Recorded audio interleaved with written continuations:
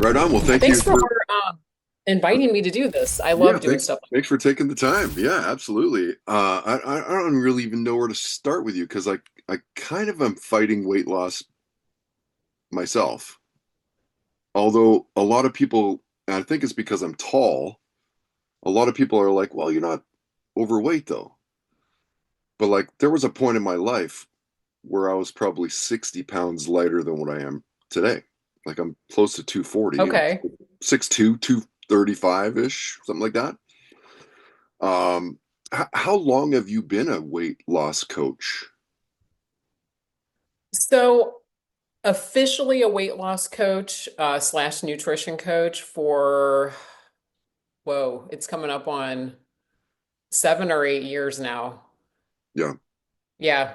And what was it that made you kind of go down that road? Yeah, that's a great question. Okay, I'm trained full transparency. I am 49, and since the age of 16, I have been very interested in physique, anatomy, muscle, um, and then eventually, kind of realized to really achieve the muscular look that I want to, it's going to require supreme nutrition. So I learned about this stuff at an early age, just for myself being my own guinea pig and being an athlete like I was. Mhm. And back then we had to read everything. There was no podcast to watch, right? No YouTube, Instagram. Sure. It was literally just reading, from the library or at school, or you knew somebody personally who could help you out. Um, so yeah, that's kind of how I started.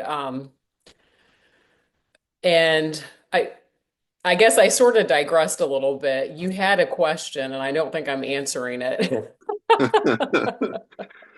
I can't even remember what the question was, to be honest. I think it's like, when do you know, I guess, like that you need like to lose weight? Was it just a feeling Okay, I or like remember is your there? question. Your question was, how did I get into weight loss and Oh, sure, nutrition? Okay, that so of I course, yeah, kind of gave a yeah, backstory. Yeah, that was the question you asked, and I digressed a little bit by sharing a little bit of my backstory, but I thought that would be important for your listeners to know. yeah. How I came to get into this and why it's important is because to be next level, or even just to be, fully healthy, you have to address your nutrition. It can't just be, you're exercising. Yes, that's great. We know there's lots of benefits to exercise, but you've got to, embrace the nutrition piece too. And so, what is your approach then to nutrition and planning and all that? Well, my approach when I'm assisting someone, or even for myself, is if weight loss is the goal, which full transparency again, most of the people I assist are on some level looking to lean out, to get shredded or just to drop, the 30 pounds that's, holding them back from the life that they want, or 100 pounds. I mean, whatever it is. So, speaking from a weight loss standpoint. I address their plan with a calorie deficit, emphasizing the importance of getting enough protein because when you're in a deficit, if you are not getting enough protein, you run a higher risk of utilizing muscle mass for fuel. This is like so important for men and women. Now, my male clients that I assist, obviously, like if you tell them, hey, you might lose some muscle, they're like, oh no, this is like the worst thing ever. But it's just kind of it's part of the process. Even if you're getting enough amino acids and enough protein, you will lose a little bit of muscle mass. It's been scientifically shown, but you can negate that if you have a high enough protein consumption while you're in a calorie deficit. Right. And how about guys like me that I'm very aware that calorie deficit is probably where I need to be. But the problem is like 10:30, 11 o'clock at night, and everyone's in bed. My kids are sleeping. My wife's in bed. I'm playing video games or just watching YouTube or whatever. And then like, oh, go grab some chips and I'll grab, like, it's like, how do you get past that? I guess just having no willpower to stop eating at 11 o'clock at night. Like, what do you say to the people that you coach in that regard? I'm so glad you're bringing that up because that's actually a real struggle for many, many people. There's a couple things. Number one, when you can stay on top of your hunger throughout the day, then it does sort of offset that desire to snack a lot at night. If you're just not hungry because you've done well during the day, you've given yourself a snack every 2.5 to 3 hours. So my approach is, kind of like grazing throughout the day, which this sounds so different than what's going on in the world out there because everybody's doing fasting, or just kind of embracing that philosophy of I'm only, trying that. It yeah, it's right. it's I so hard. mean, for some, okay, here's the thing. I don't knock any particular way if it's working for you, like fantastic. If you feel good, if you're losing weight, if you're cutting sugar and that approach, works fantastic, like keep at it. Mm, But it's not the approach I take, mainly because I look at it as your body is utilizing energy all throughout the day while you're awake. And so if you can feed it, good stuff, high quality foods every 2.5 to 3 hours throughout the day and just, keep that fuel coming in, kind of like your car, you keep that gas coming in. You got to keep the kindling going, right? mm, The other thing is people, sometimes don't realize this, that when you eat something, it actually requires energy to break down the food.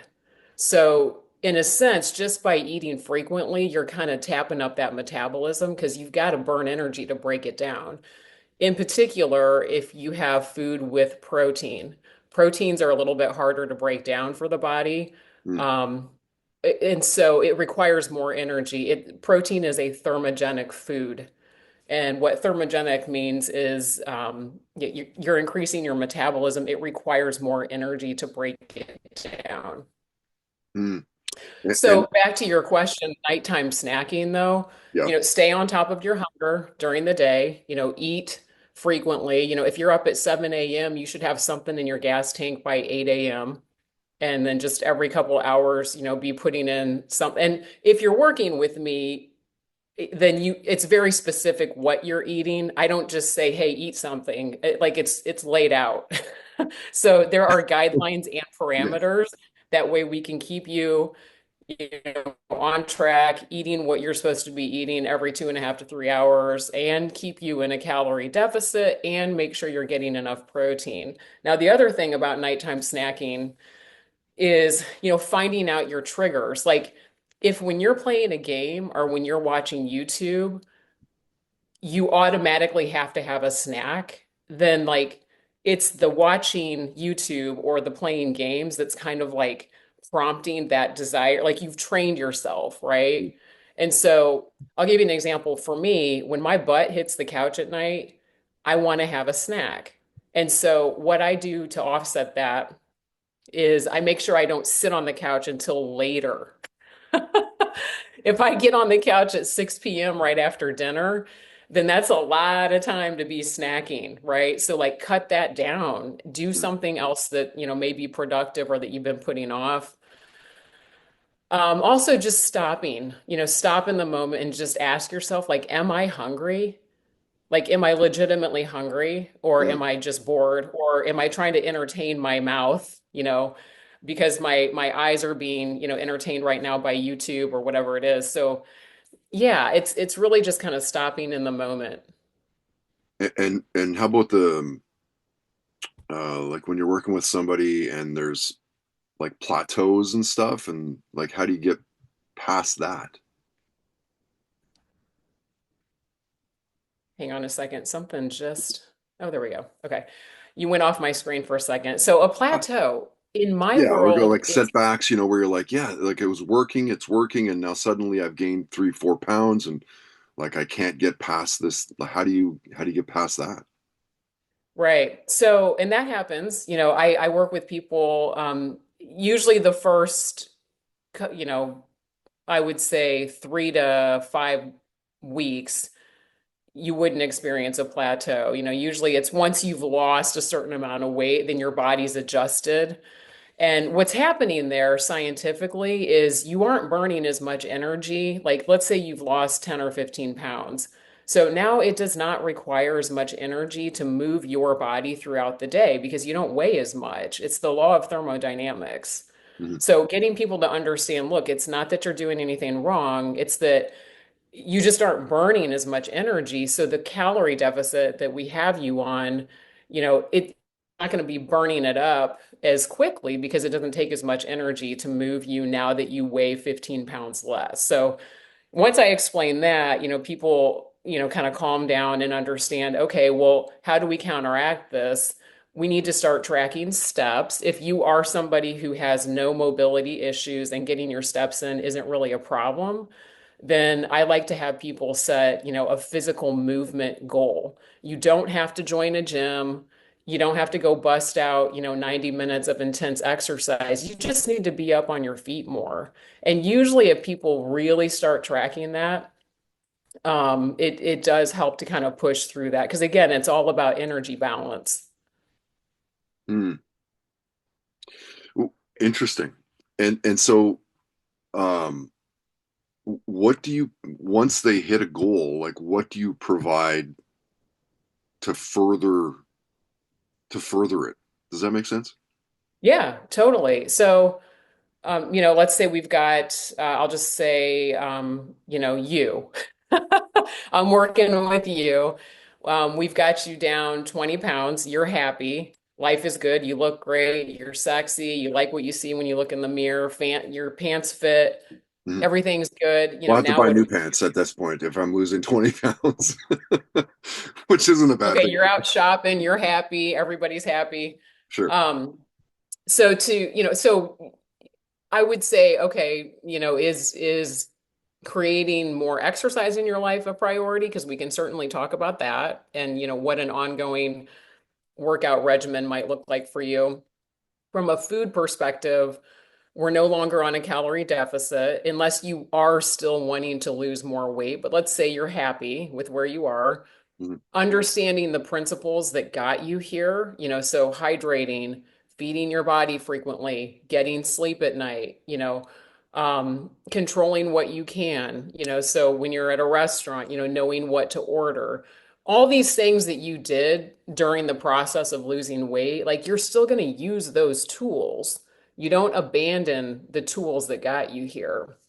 Your calorie level will go up slightly because now, we're not in a weight loss mode. Now, we're really just kind of at a break even, which by the way is where I am. I'm a weight loss coach, but I'm not trying to lose weight over here. I'm happy with where I am. And I think there's something to be said for being able to maintain your weight. I mean, one of the questions I get is, what do you know about being overweight or weight loss? You've never been overweight. Don't you think I know something about managing my weight? I Right. mean, don't you think I know what it takes? I mean, come on. Like, so that's just one of the things, people will throw at me. And it's like, look, I've done a lot of things in my life. I've tried a lot of things in my life, and I know a lot of things because I've done that. So, and I've helped a lot of people too. So, Sure. um, yeah, And what sort of advice do you give somebody if they can't get motivated? um, and that does happen sometimes, and you really need to be internally motivated versus having something from the outside of you, trying to constantly keep you motivated. What I mean by that is, you can't rely on people, to constantly try to motivate you. It can't always be the vacation where you're going to be wearing a bathing suit because that vacation will come and go. There's got to be something internal in you. And if you're having a hard time finding motivation, why don't you just think about it like this? It's the right thing to do. I mean, it's just the right thing to do. Feeding your body well as you know how, Mm, or under the guidance of, someone who can help you and getting a little fresh air and exercise each day. Like, don't we all agree that it's just the right thing to do? Just like brushing your teeth. mm, So, like, if you can't find anything other than that, that's good enough. And what are your cheat foods? Because clearly you watch your figure and you're Right. healthy and everything. Like what are the things that like at night when you're on the couch, what are you grabbing for? Like is it chips? What is it? What do you grab? Okay, so that's two questions. So number one, my couch snack is actually a high protein crunchy snack that I love. So that doesn't count because I Uh, pretty much eat that every night and I'm happy eating it. If okay. I'm like kind of going out of control. Like Yes. I'm like, oh man, this is going to be a high calorie day. Here's what's funny. It's not going to be what you think. It's not anything sweet. It's a good ribeye because Oh, those are fatty. They have a lot of fat on them. And the more burnt the fat is, the more I want to eat it. So instead of, sticking to my 5 ounces that I allow myself of like red meat, I might eat, 8 ounces, 10 ounces, and then, mm, you know, be super happy while I'm doing it and then regret it later. yeah.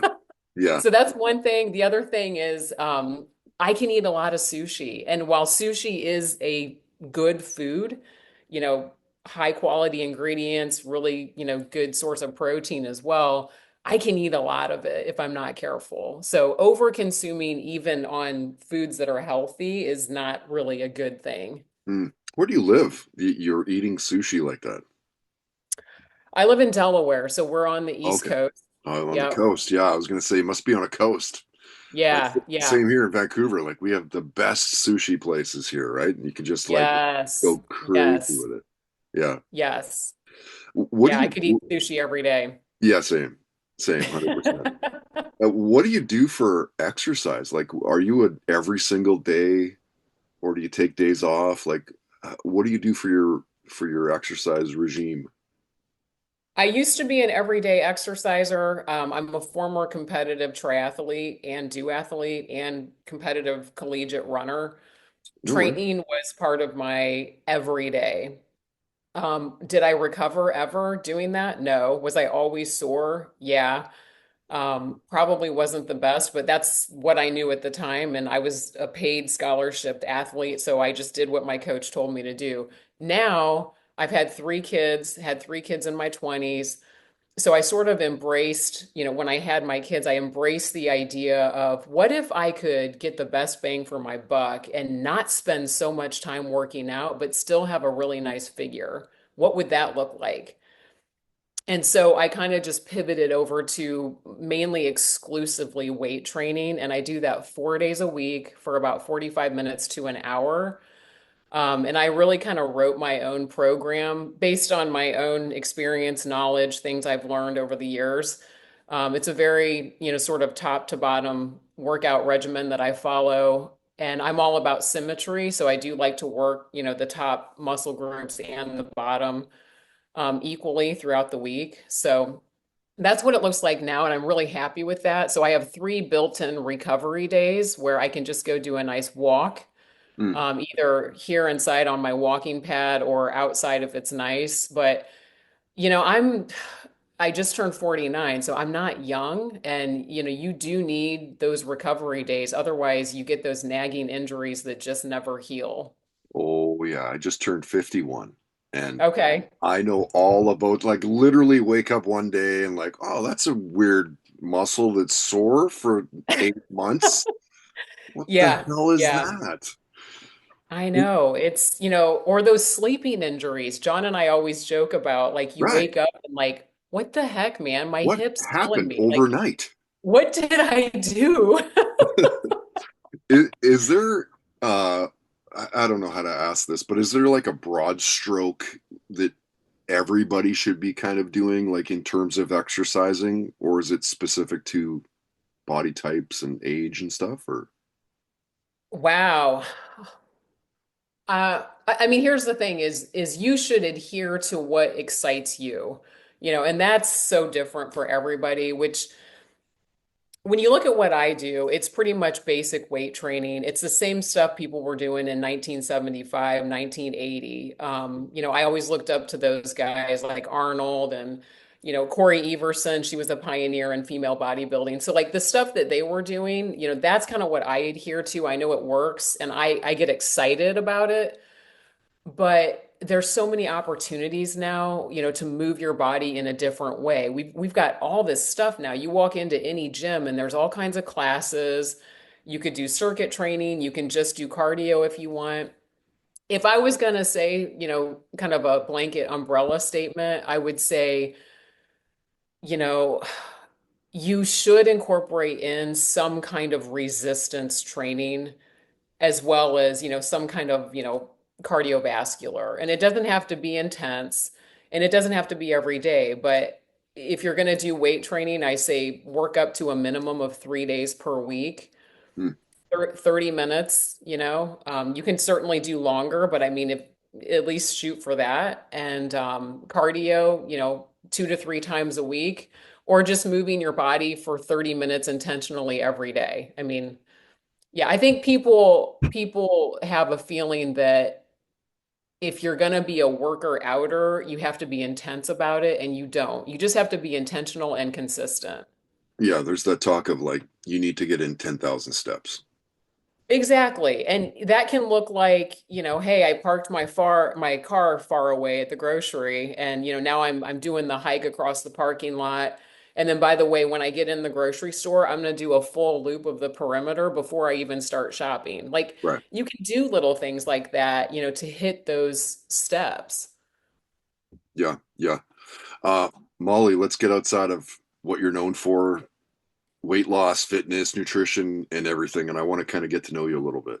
Okay, Uh, sure. I'm curious, was it John? Is that what you said your husband's name was? John? John, yep, yep. What do you and John binge at night? Like, what are you watching you can't get enough of?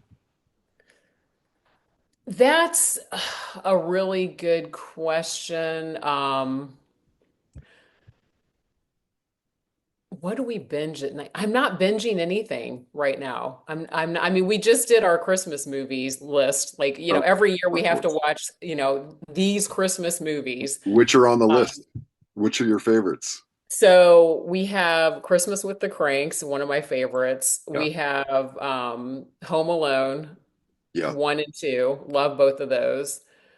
Then that Arnold one, Jingle All the Way. Is that what it Oh yeah, is? with Sinbad. It's really silly. But It's, I'm just an Arnold fan, so gotta watch that. sure. And then we have movies like on rotation. Like there's a list of movies that like we have to watch once a year. Whiplash is one of them. Oh, such a great movie. I'm a Oh drummer, my so God, yeah, so good. I so good. freaking love that movie. It's so intense. Yeah, And then, silly movie, any Ben Stiller movie, that we have to watch those. Adam Sandler, love him. yeah. And on Well, a more serious, he's really turned a bit of a page in his career. Hey, he's gotten very almost like serious in some of his latest roles. It's really yeah, I surprising. haven't seen anything from him as of late, but I could see why maybe he's, turning the tide a little bit. I mean, Sure. he's pretty known for, just being an everyday, next door neighbor kind of guy, goofy, Yeah. sweet. So, he's probably trying to break out of that a little bit, but he's like one of those guys where like I don't think there's anything dirty about him. Like, Yeah. No, and I love that like when he's captured on screen in like tabloid stuff, TMZ and all that sort of shit, he's wearing sweatpants and like a t-shirt, ball cap, like he just looks like a oh regular yeah, dude that's super rich. he looks like Happy Gilmore. Yeah, Yes. he looks like that. Yeah, and the Happy Gilmore too. Have you seen the trailer for that? No, when does Is it? that come out? It's already out. Just came out a few Oh, days. is it out? Yeah, Okay. it. Okay. I See, mean, I'm kind of like I know I have to watch that, but I yeah. also don't want to be disappointed. Well, that's a movie that's really. I mean, will it live up to expectations?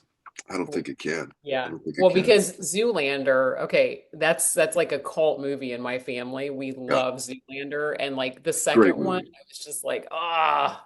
Not good. Not good.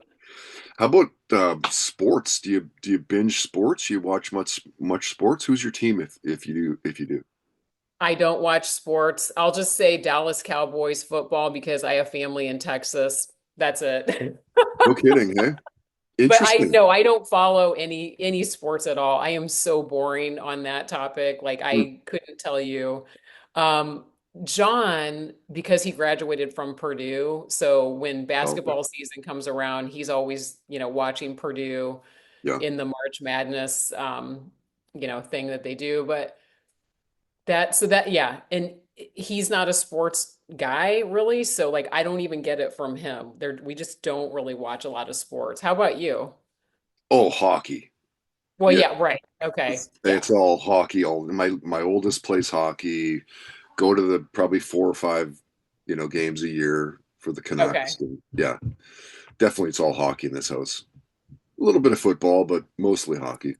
So here's the oldest joke that you're gonna say, that's really dumb, Molly. Why did you say that? But isn't there some joke in Canada about I went to a like a boxing match and a hockey game broke out or something? Is that what? It's something like that. That's exactly.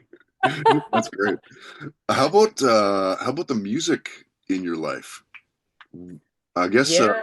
two questions. What did you grow up around, and, Okay. and what do you like now? So I do see a lot of my dad in me in regards to music. I always have to have music on in the background. And Yeah, same, for same. anyone that follows me on Instagram or anything, in my stories, like there's always music. And it's not like I just throw it out there, it's intentional music. And I do think I got love of music from my father. So we always had the Eagles on, Linda Ronstadt. Um, there was any of the music, Eric Clapton, maybe, Santana, probably a few more that I'm missing. But those were kind of the Fleetwood Mac. Yeah, Um, yeah, and I mean, for me personally, so you had asked me a question, what three albums would I have on a deserted island? That was kind of something that you yeah, yeah, said, yeah, we might chat about. And I was like, I cannot narrow that down because my music taste really depends on the day. It's kind of like an emotional thing for me. So I'll just kind of run through my favorite groups. And if I could make like a mixed album, it yeah. would contain all of these groups. So Tom Petty, Guns N' Roses, Pearl Jam, Alice in Chains, Foo Fighters, Santana, Fleetwood Mac, Nickelback, Tori Amos, and like many, many more. I could go on forever. Yeah. But yeah, yeah, I always so I have a Spotify playlist and my son hates it. He said, "Mom, this is the worst. You have no genre here." And I said, "Here's the genre. It's every song I like that doesn't suck. Like that's Sure. my list." Right? Like And it's like 5 hours of me, just any song that I like, I just threw it on the playlist. that's the best kind of playlist, though. Like It's so I'm known weird as a though. rock guy in the city, like because I used to work at the rock station here in Vancouver Right. for 15 years before starting this podcast, and everybody thinks that that's what I am. I'm just straight rock. It's got to be Metallica, Alice in Chains, Nickelback. It's got to be that. So I do love that, but I also love pop and soul and some country and like if it's a good song, I want to hear it. Right. Yeah, Yeah. pretty Yep. straightforward. I just, yeah, you're like me. Yeah, just a huge appreciation of Yeah, music. I just love Because music. I Yeah, can listen to Miles Davis too and like really appreciate that. yeah, totally. Yeah, Um, same. yeah. So my first concert was Doctor Hook. Do you know that band? Cover No. of the Rolling Stone. That one? No, Are they Canadian? I don't think Doctor Hook's Canadian. I don't think so. Okay. I don't think so. Which was your first concert? Okay, my first concert, I was in eighth grade. It was the Bangles. Oh, okay, Manic Monday, Walk Like an Walk Like Egyptian. an Yeah, Egyptian. that Yeah. was my first concert. My second concert was Janet Jackson, the Oh Control wow, album. wow. Yeah. What do you remember about the Bangles specifically? Oh, her eyes. the lead singer, Suzanne, I think is her name, in that Susanna Hoff. video. Yeah, Yeah, walk like an Egyptian. Like when they come in on her eyes, like that's like who forgets that? yeah, yeah. Who did you go with? I went with a girlfriend of mine. We were in eighth grade, and her name was Amanda. And yeah, that's who I went with. It was your first concert's like such a big deal. It really is, eh? I do love it. It is. I love hearing Yeah. people with shows. Who is the most famous person that you've met? I was trying to think back over the past, 40 years. Like there's probably someone else in there, like maybe a politician or something, but as of recent memory, the drummer for Sheryl Crow. Um, Oh, so I don't know how famous he is, but I was pretty starstruck because I like actually just had a conversation with him. We yeah, were staying in the Bahamas at Atlantis, and a beautiful resort, by the way. And we got tickets because Sheryl Crow was at that venue and she was doing like a pretty intimate concert. that's cool. And yeah, and so my mom and I, like the next day after seeing her, we were walking around the property, and I see him walking towards me, and I walk right up to him. I go, "Oh my gosh, you're the drummer. We just watched you last night. That was so amazing." And he goes, "Can you help me find this pita place?" He was looking for lunch. So I'm like, "Yeah." So we're like looking at the map together. And yeah, I just thought it was kind of a cool thing to, hang out and chat with him for 10 minutes. Sure, He totally. doesn't Especially remember me, but like the night before you're watching and stuff. I yeah. I, I kind of thought that you would say like Arnold Schwarzenegger or something like that, like Oh, being I famous wish. and all that. I wish. I wish. And again, if I had more time to think about it, then there's probably someone else more famous than him. Yeah, I just like I couldn't come up with anything. Yeah, definitely not Arnold, but oh my God, that would be so cool. I know, right? That'd be very Yeah, cool. All it right, I'm gonna would. wrap it up here in a couple questions. What's your career highlight, do you think? So athletically, I Yeah. would say competing at the International Triathlon Union World Championship Duathlon in Guernica, Spain. That was a long time ago. It was back in 1997, Hmm. but I was on top of the world then. I was at the top of my athletic career. I was, like 20, yeah, 19, 20 years old, Hmm. and in Spain competing with, top athletes from the US and top athletes from all over the world. And I placed third. Was really Wow. happy with that because I actually qualified for that event kind of on a whim. I know that sounds crazy, but I did a race in Alabama, and it happened to be a qualifying race for the World Championship. And I placed in my age group. I won. And so they gave me an invite, and it was just pretty incredible. That was an amazing experience. That's nuts. What are you best at? Running, swimming, biking? I would say I was the best at running at that point. I don't run anymore, but that was definitely my background. I started as a runner and then got into triathlon. So I basically had to like go learn how to swim real quick so I could go compete in this triathlon.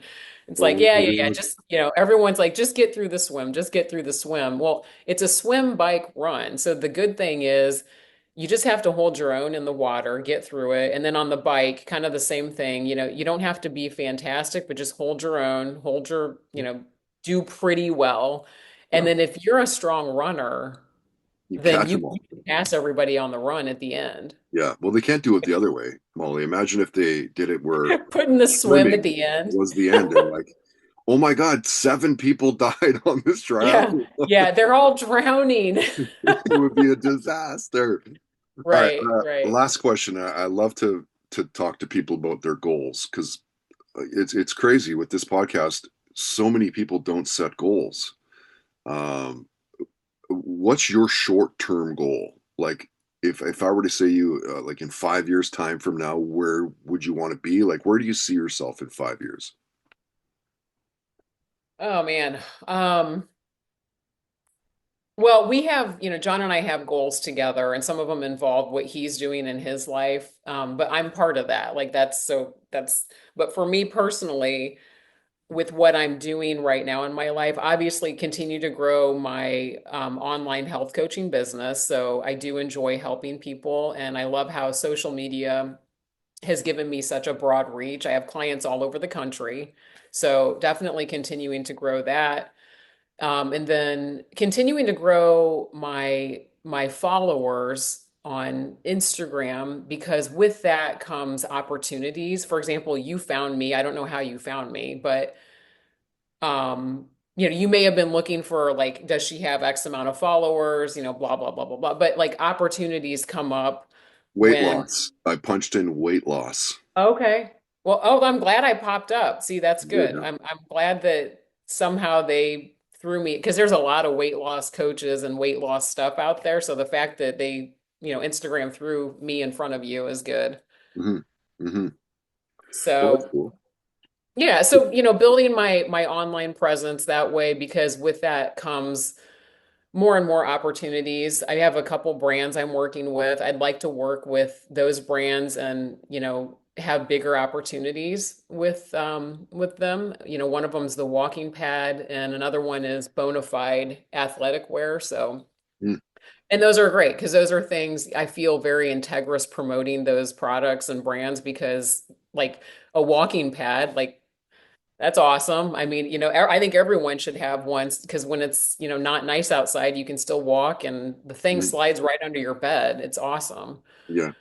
And then, yeah, the athletic clothing, I mean, that's part of what I do too. So I would never promote something that I didn't fully believe in. No, it's got to be, yeah. I mean, if you're working with something, you have to believe in it. Yeah. And I get approached on, lots of things and it's like, well, and you don't want to confuse your followers either. Like, what is she doing? I mean, is she like Right. she's promoting this, that, this, that? What does she do? So, keep the confusion down. Yeah. Hopefully, people know me as someone who promotes health and wellness and nutrition. That's what I would like everyone to know me for. Hmm. Hmm. Yeah. Keep to brand. Um, where are you most active? Is it Instagram? Right now, it's Instagram. 2023 was a big TikTok year for me. I kind of broke into that platform and really enjoyed what I was getting from that. Not only finding about other really interesting people, but other people finding me and, me connecting with them. And then this year it's been Instagram. I that's definitely where and I've kind of held back a little bit on TikTok too, so that some of that's my fault because I don't know what's going on with TikTok. Like I don't know if we're gonna have it. I don't know if it's gonna go away. So I'm kind of like, I don't know. Yeah. No, fair enough. All Yeah. right. Well, you want to But yeah, wrap it I'm up on here? YouTube, Facebook, Instagram. Yeah. There's an influencer platform called LTK. I'm also part of that. LTK. Never even heard of that. It's called LTK. It's short for like to know, and it's basically a platform that there's minimum requirements to get on there, but if you're accepted, then any product or thing that you like, or clothes you wear, you can link everything on there, Hmm. and just use it. It's just a fun platform too. Yeah. Yeah. Awesome, Molly. Well, thank you for taking the time this morning and jumping on the Toddcast here in Vancouver, Canada. Yeah, thank you so much. Well, And yeah, it's nine. It's what nine? Almost, it, I guess 10 there for coming up you. on 10. Yeah, Yeah, it is your morning still. I'm a 5:30, 6 o'clock every morning kind of guy. So been up for a That's few awesome. hours, a couple coffees in me, ready to go. Any hockey games today or this There's a week? hockey game tomorrow. Tomorrow we're playing the Flames. Then my kid Okay. has a 5-day hockey tournament Oh my God. here in the city. So yeah, it's all hockey for the next week or so. Yeah. Okay. All Okay. right. Yeah. Well, Happy New Year. Thank you. Happy New Year. Yeah, we'll tag you when we're throwing this stuff around. It's great to meet you. Great to connect.